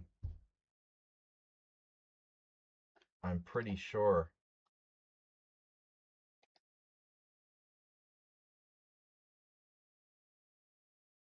Someone plays king d1 here. That's like a Korchnoi idea. g3. Oh no, I'm misremembering. Okay, knight takes g3. Kasparov didn't go into it. Karpov offered it. I'm totally wrong. I'm off base. Kasparov didn't go into it. This is from the World Championship match. Karpov played g3. Kasparov played queen e7. He didn't sack the queen. I apologize for not remembering this. So Karpov had already played this against Velimirovich back in '76. But this queen sack is Bronstein's, brilliance. I used to play this with black. It's a lot of fun. You sack your queen for two pieces. Knight takes f1, queen takes h4, knight takes e3. This is like Yasser's claim to fame, like drawing. He managed to draw Kasparov in this line there in a game in 1989. But I honestly, I cannot for the life of me understand why Yasser would choose to play this. It just seems like such a strange thing. Yasser didn't even really play the King's Indian. He was never really ever playing the King's Indian, although he did play like the Pierts. Yasser's not really a King's Indian player. That's strange. He just wanted to show off against Kasparov or something. So, knight on gd2 from Karpov, c6 now. And then c6 is designed so if white plays d5, you trade pawns. And it's not as scary for white. Well, it's not as scary for both sides because there's an open file here.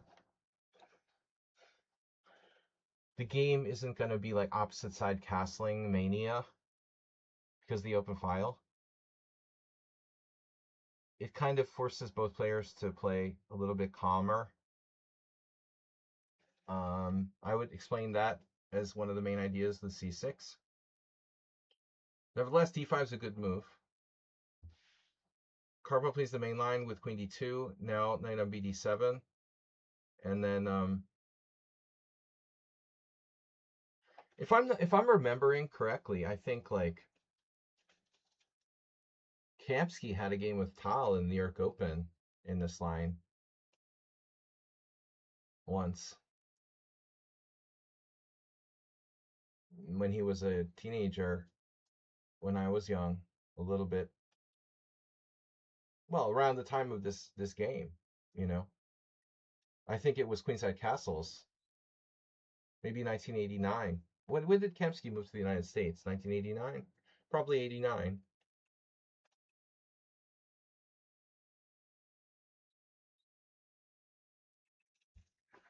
So, just a second.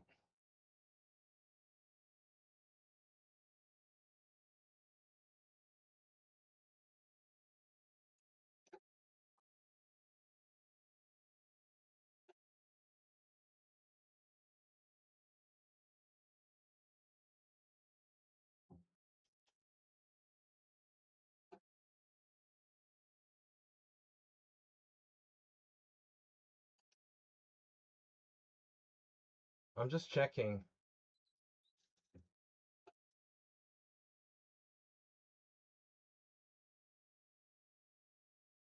All right, so I'm not sure, but Karpov not one to castle queenside. That's something like Kamsky, Kyle maybe could happen, but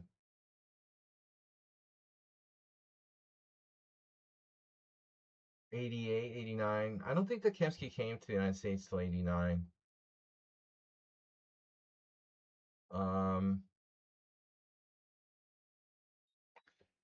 Let me see.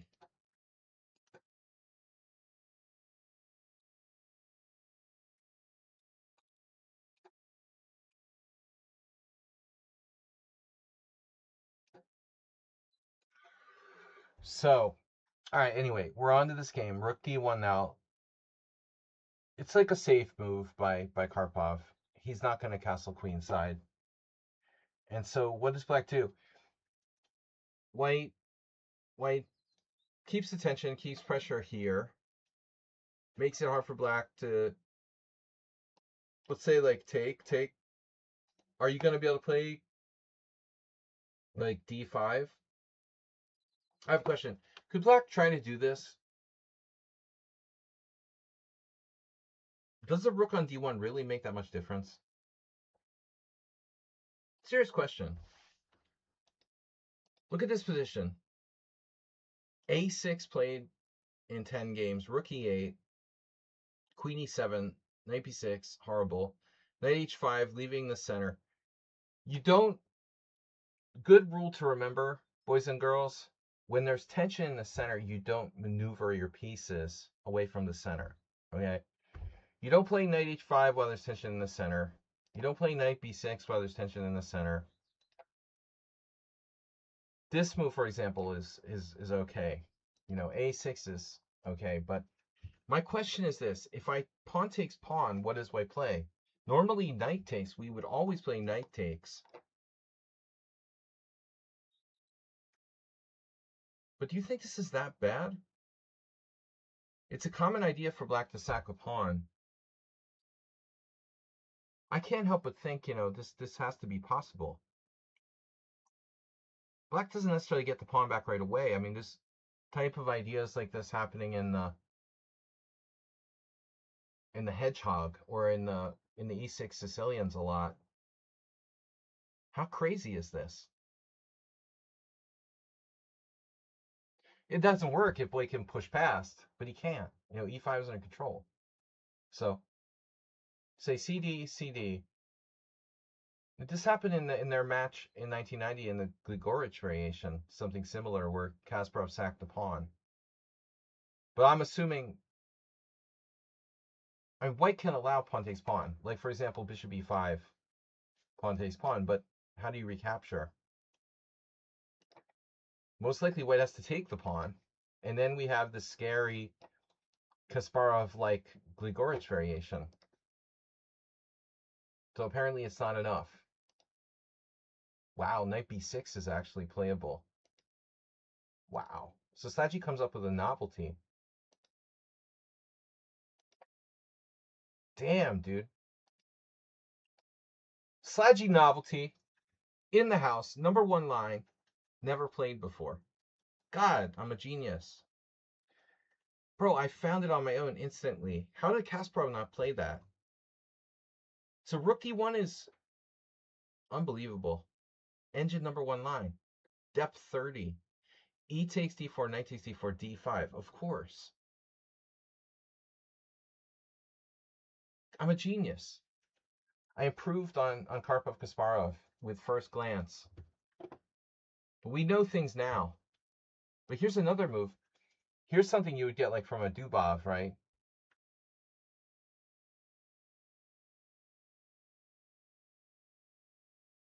Or Rockport. This is Rockport already prepared this, probably. Dynamic moves, like b5. Crazy, huh? Karpov's rook d1 looks like a mistake. I think it's a mistake. Normally he would play d5. Let's see if they have a game with d5. Karpov Topalov played 2 years later. Timman actually played this against Kasparov. Karpov's Kamsky, 1993. So he's played it in numerous games. Karpov, but they're all later. 93. Okay, maybe the same tournament as this, actually. This was probably in the same tournament. Karpov Kamsky, 1993. Karpov Katronius, 1997, much later. Karpov Dolmatov, 1993.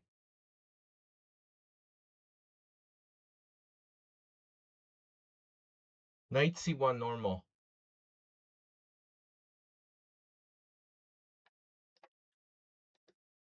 Yeah, but not here. Then you're not John Watson if you play it here. Same rule. We don't move the pieces away from the center while there's tension. You only do that if the center, once we play d5, then you can move your knight to g3 or c1. Exactly. Only that. But what I'm shocked by is that here, Kasparov has this move. Here, after rook d1, he has this move. Maybe he just assumed that Karpov had analyzed it, but it's so similar to the way he played the Grigorich against Karpov. The best line is takes, takes, and if takes, not rook e8. I mean, it's possible Kasparov looked at this and rejected it because he didn't like bishop b5. And it looks like it's a legitimate problem. Still very complicated. It would take incredible energy. Bishop h6. Dude, wait, there's only one move. Knight c2. You could also spend like half your time like trying to work out something that might not even work at all. So Gary just decided not to do this, but he could have analyzed it at home. But rook d1 is probably just a new move at the time. I mean, let's see. 93? No, it wasn't new. It had been played by Sweden back in 1975. Gavrikov versus Gerardo Barbero. Counterculture, another history lesson. The time that I was at Gerardo's house and Fischer called on the phone and asked Barbero to contact Saddam Hussein. I don't know if you've ever been on my stream when I told that story.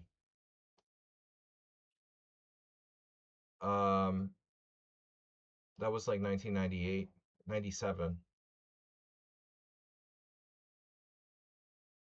All right. Fischer was here, in Budapest. I was here. Barbero was here. All right, so rook d1's not new, but this is really interesting. Takes, and by the way, you do this in the Pierce, but not in the King's Indian. In the Fianchetto Pierce, this is a really key move. How bad would it be? It's not that bad. Bishop d4 is playable, but it's kind of unnatural here. Knight takes d4, d5. So takes, and now the key is only line for white to get an advantage. Takes knight b6. I'll bet you guys like $50 that Jay Bonin has played this position for black. The guy's played like 7,000 games. He might still be going. 38 special. I can't see. My eyes don't work. 98. This looks like a Jay Bonin game for sure. Jay Bonin, Marshall Chess Club, 1999. White can do like different stuff, but only knight b3. Now rook e8. White has to find king f2. Oh my god, rook takes e3. Sledgy on the trail of very critical variation here. But you know what? All of it doesn't matter because nobody plays rook d1. This is like a one-off. Karpov decided to play it against Kasparov. Notice he never played it again. All right. John Watson not approving of this. Rook d1. a6 now. Pawn takes pawn. WJ Loof, welcome back. Pawn takes pawn is usually bad. Chess farm. Yeah, the most common move here, knight c1. I think that's strange. That's strange. a4 is bad because you got a5 usually. So Kasparov's like making a waiting move. He's like, well, what are you gonna do? And if d5, you play cd and b5. So Karpov's like, well, what am I gonna do? I got no waiting moves. It makes sense. Karpov's not gonna play like g4.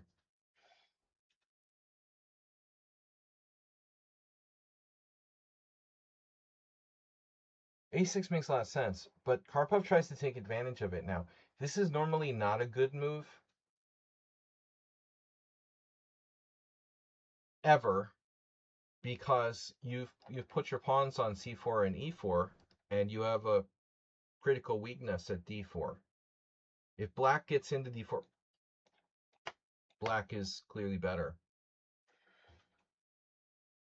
But, and it's a big but, if white is able to exploit this hole, at the time that I beat Bobby Seltzer in the last round of the Boylston Chess Club, Thursday Night Swiss for $100 in 1993, Karpov does c5. Now that was a different position against the young Boston prodigy, who actually drew Karpov in a simul, or maybe beat him, I can't remember. c5 makes a lot of sense. So he's following the Gavrikov Barbero game. Oh Jesus, it's Sweden versus Ullmann in 1975. So that's in the Encyclopedia of Chess Openings. But this is the whole, right? Question. Yeah. Is knight takes e5 playable? It was played. Oh, okay, so Kasparov took with the knight, right? Duh. So this is an improvement. Normally you take with the pawn. But Kasparov is not a dummy, right? So knight takes e5 hitting this. And now what's Karpov to do? Knight c1 is too passive. Knight f4. Knight f4, knight d4, knight g3.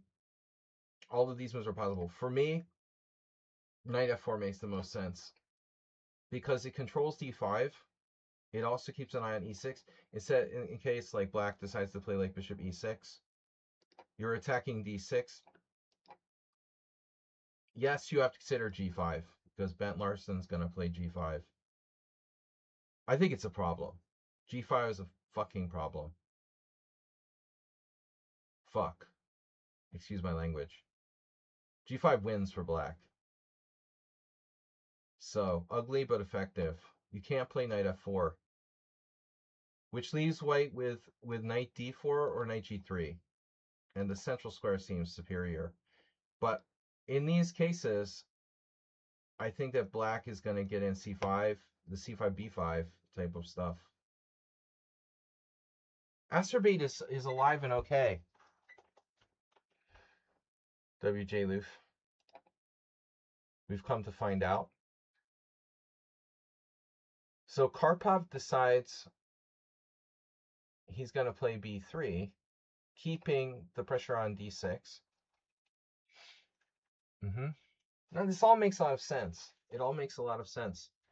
Kasparov seems well prepared here. b5 though, there's one problem with b5. It's not the fact that the d5, d6 pawn is hanging, but I'm concerned about c5. I don't remember this game now. You know, I didn't go over all the Linares games. I saw all the World Championship games, but with Linares I didn't watch every single game. I don't know if I saw this. Did something happen? No, he just didn't have a tablet. His iPad. He couldn't afford to get a new iPad, he claims. But he's okay. b5. He wasn't here for 4 months. Maybe you didn't know because you're like very rarely here. So Asterbait was here for 9 years and he didn't show up for 4 months. That's kind of a big deal. So b5. What about c5?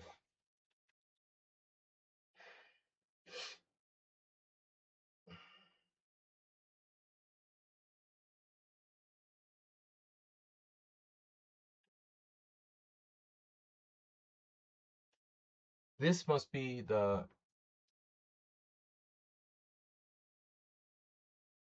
like assumption. Well, we have c5. Um, Nothing's really jumping out at me, you know. Like this is very strong. There are combos like d5 takes and b4.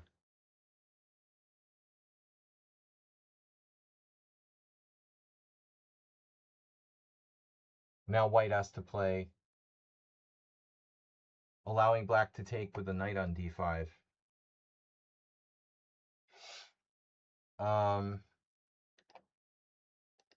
So I guess this is an issue.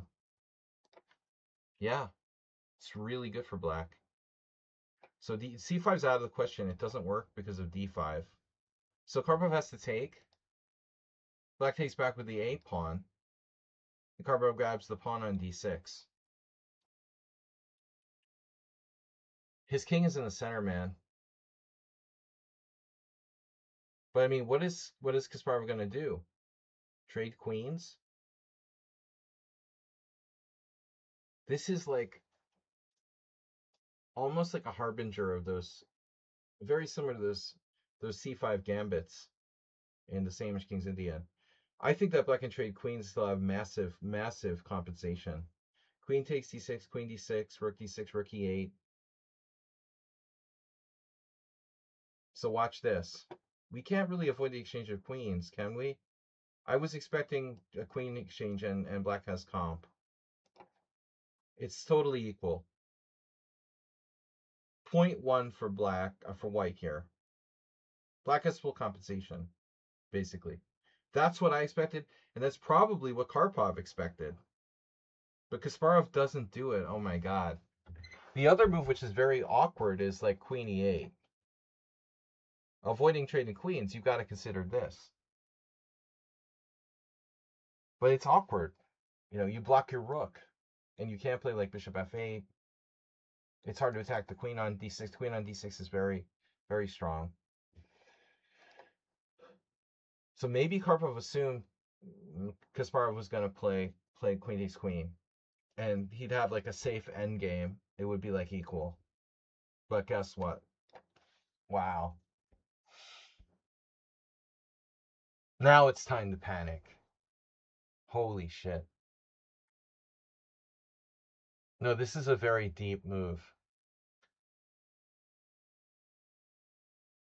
Feels like Karpov walked into a landmine, you know, in this game. I mean, in terms of like preparation.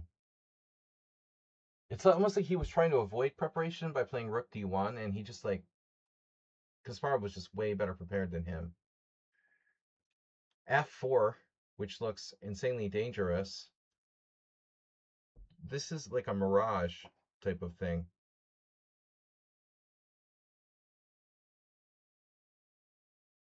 It feels very desperate for white, you know. But there's what, like routine moves here for white. Knight d4. I mean, this knight is unprotected. If you play knight d4, you got one piece that's not even guarded. This king on e1. I mean, this looks bad. Rook e8 is on the way, and then all kinds of shit is gonna break loose here. So I feel like f4 is real desperation by Karpov, who's in serious trouble, maybe lost. And I mean, what he wants to do is trade pieces if possible. So I think, for one thing, like if you go the obvious move, knight g4, right? I mean, c6 is hanging, but mainly bishop d4. Killing that bishop on g7 would probably save white. If you trade off my fianchetto bishop on g7, I lose a lot of my attacking potential here with black. And a lot of the ways that I could possibly kill Karpov's king probably evaporate if those bishops come off the board. So knight g4 isn't a problem. But this changes the dynamics completely. Jeez. Well, this was the setting the pieces up for the next game? I didn't remember.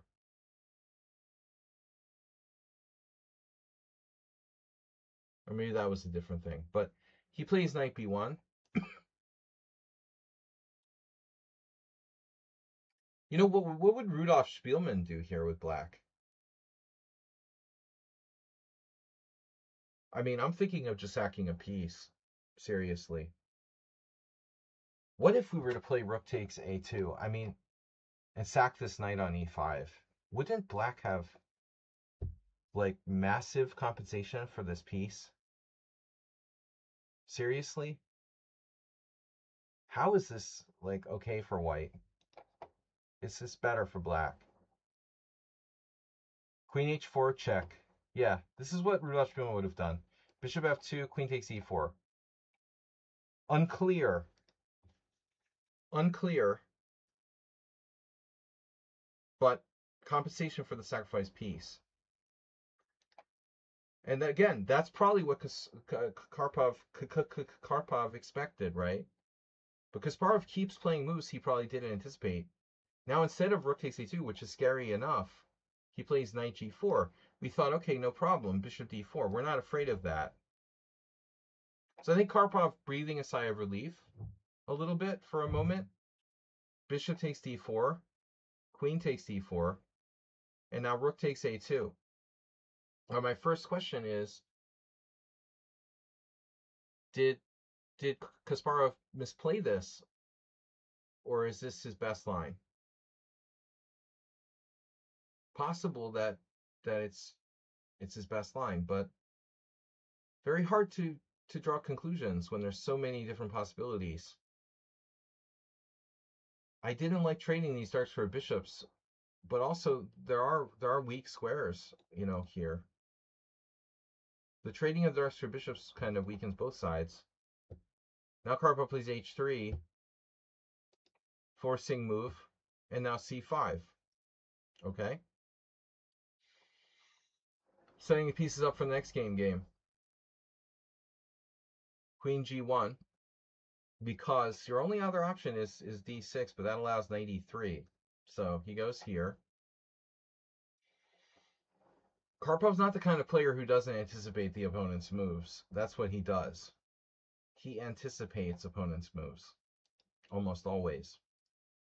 Knight f6, and now I expected knight d2 for white here.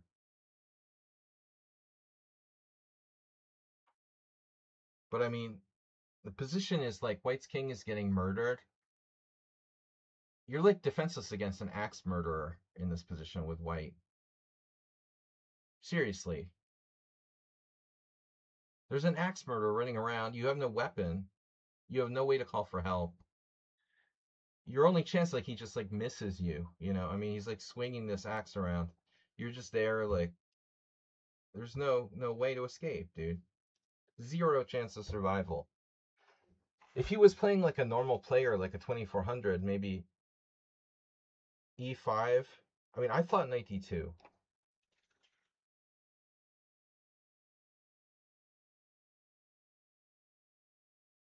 Obviously, black can just play rook e8.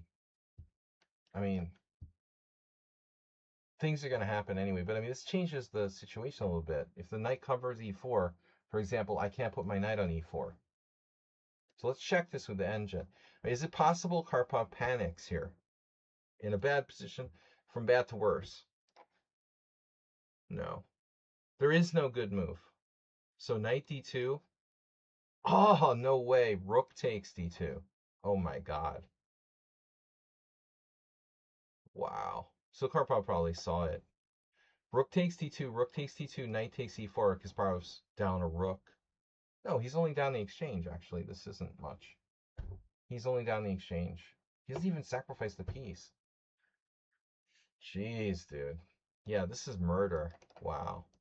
Everybody has a bad day. So e5, knight e4, and now h4. And, yeah, Kasparov's just having fun at this point. Karpov never got his king out of the center. F3 is a very dangerous opening, you know. Karpov like would never he'll play d5 the rest of his life after this game. This you don't forget. C4. Benoni theme. Now knight c1. Yeah, that's why they joked about Karpov setting his pieces up for the next game. I forgot about this. This is ridiculous. By the way, h4 stops queen h4 check. And now Kasparov just trolling his opponent. Bobby Fischer must have thought this was like an arranged game or something. I honestly, I can't imagine what Fischer is thinking, you know. Sitting there in LA, he was in LA in 93. And with his conspiracy theories and stuff, can you just imagine what Fischer was thinking? Okay, it's post Gorbachev, 1993. No more Soviet Union. But Fischer's still like fully paranoid. There's no way that Fischer would believe this is real. You know, I mean, there's no way he believed this was real. It's just fuel for Fischer's paranoia that the Soviets, you know, even though this is post 90, he must have believed. He must have believed. Yeah, this is a conspiracy theory. Like, this is ridiculous. C3. Come on, bro. They made this game up. Knight takes a2. I saw it years ago, but I had totally forgotten.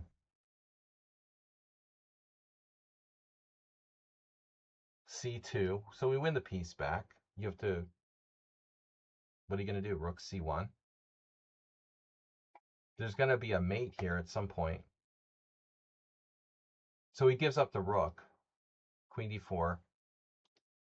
Queen. Not a rook. You know, by the way, Kasparov could really troll Karpov here by promoting a rook. He must have been, you know, kind of tempted. But it's bad, you know, it would be bad form. I mean, you're playing in this, like, the world's most elite tournament in Linares. At the time, I mean, okay, maybe second most after, like, Weekends A. Although I think at some point Linares was bigger. You promote a rook here. That would be dis. This is bad form. Don't do that unless you, like, hate your opponent for some reason. I don't know if the Kasparov and Karpov liked each other, but they were civil. C takes. Okay, queen, king takes, knight on d5. And if we can trade queens, everything would be okay, sort of. Queen takes d8, rook takes d8. There's a fork on f2. There's a fork on g3. So you can go only to c1, c2, or e1. Why not e1? Yeah, what's up with e1? King e1. E1 McGregor. Knight g3. And now white has to play rook g1. This is embarrassing. White has to play rook g1 because any other move is like knight takes, rook d1 check, win the knight on b1. You'd have to go here. Oh, God. This doesn't look good. No, simple win, but I mean, everything is winning for black here. Probably just knight takes f1. Yeah.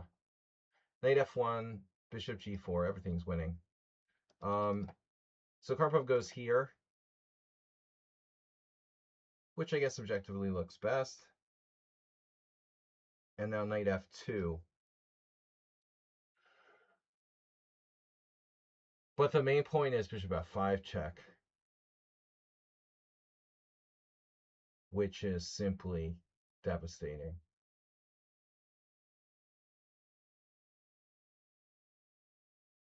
And I don't think the king c1 would have been any better.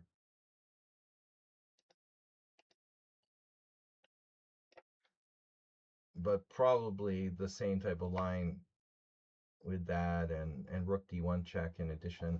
It's all very bad. Yeah, thanks for sharing that game. 93, the Rodney King riots in LA. I'm under the assumption that Fischer was in LA or Pasadena until he came to Budapest. Well, let's see.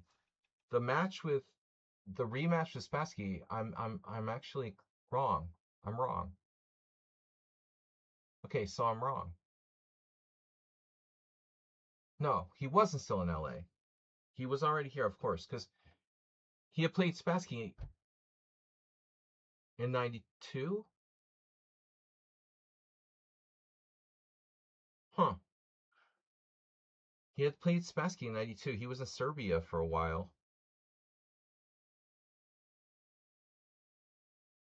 Maybe he was in, like, Serbia.